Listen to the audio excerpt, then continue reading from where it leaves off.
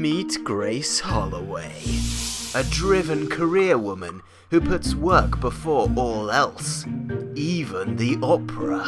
What a cold-hearted bitch. She's just been dumped and is feeling like a certain spark is missing from her life. Enter a mysterious and dashing British man, out of time and lost in the city.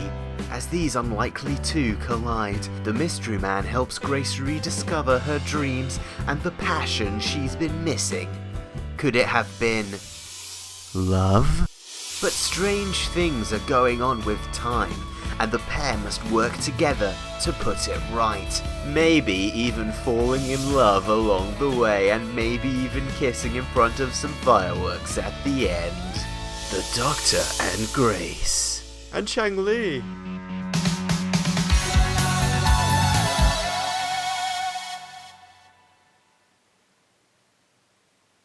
Yeah, the film can feel pretty dominated by the romantic fantasy vibe, and a lot of the logic of the story is pretty sidelined. I'm actually to this day pretty confused about how the Doctor saves the day at the end of this. The climax of the movie seems to be that the Doctor reverses time back to before the bad stuff happened, thus stopping it from happening, presumably by flying the TARDIS around the Earth anti-clockwise really fast. Remember, Phoenix? Think alarm clocks. Oh, now it makes sense.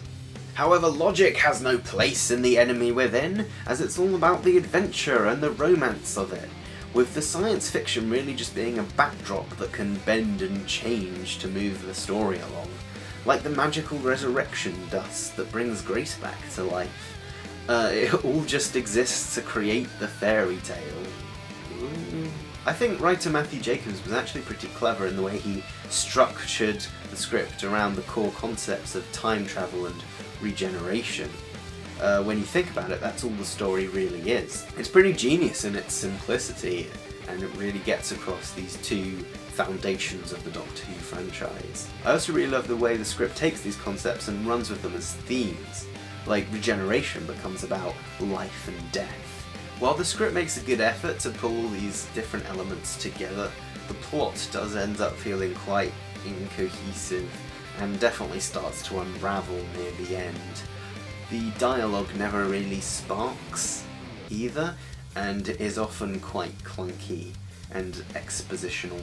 But let's ignore script troubles for the moment, because when I think of Le Signe du Temps, it's the visuals and production design that are often the first thing that come to mind. So while it's true the script may be pretty plain, it's Jeffrey Sachs's directing that really makes this something special for me. The directing is tight and stylish, yet also really playful and creative and wacky. There are also some really funny sight gags here, like Grace reaching for the champagne glass before the Doctor pulls her away, the chicken roadblock, and of course the motorcycle driving into the TARDIS. In some places it even puts me in mind of Edgar Wright's trademark style, even though it never really goes that off the charts. I mean, look at the regeneration scene. While there's definitely VFX here, the effect is mainly created through the direction, intercutting with Frankenstein footage, the new Doctor's first breath, and then him snapping his eyes open to fall under a perfectly placed beam of light.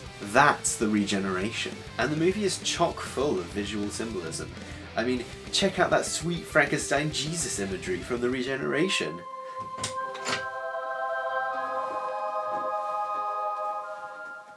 Good, my child. Oh God, no! Who am I? Frankenstein Jesus, no! Admittedly, it is pretty on the nose. I mean, the amount of times the camera pans past clocks is in the extreme. Remember, Phoenix? Think alarm clocks. Yeah, I'm doing it, Paul. The performances, I feel, also need a big shout. It feels like everyone involved with this was having a lot of fun and giving it everything they've got, which certainly makes the pretty plain script a lot more enjoyable. I think it's actually a shame that even if this had gone to series, it wouldn't have been Daphne Ashbrook and Yi Ji Cho along with McGann. I think they would have made a pretty cool TARDIS trio. Grace is presented as a very smart, likeable, and quite funny character. She's not afraid to answer back, but never becomes obnoxious. She's a bit vulnerable and overwhelmed by the situation, but never feels stupid or weak, and her attraction to the Doctor manages to never feel like it detracts from her character. Her chemistry with the Doctor actually works really well and definitely becomes the movie's anchor. The most fun bits for me are when they're a duo together having the adventure. Yuji Cho seems to give off a very cool and likeable vibe, so it's a shame his character arc is pretty much a mess. Help me or I'll kill you.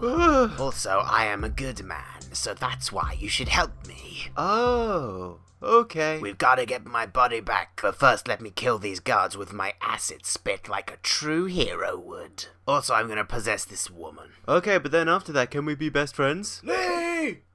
Lee, he lied to you, Lee! When he spat acid, killed the gods, and possessed Grace, he was really evil when he did that, Lee! You lied to me. Lee, he lied to you! Betrayal. I'm gonna find my redemption and turn against you now, Master. Damn it, and my ruse was going so well. Now, my biggest gripe with the film is probably the opening sequence. Not only does it open with confusing continuity rather than a sort of gentle guiding hand to the new viewers, but it sort of gets continuity wrong, which leaves you wondering who this was really for. Well, I'm really grateful for the McCoy appearance, as it officially canonises this story. McGann is canon! I think the movie would have been much stronger had it begun at, well, the story's beginning.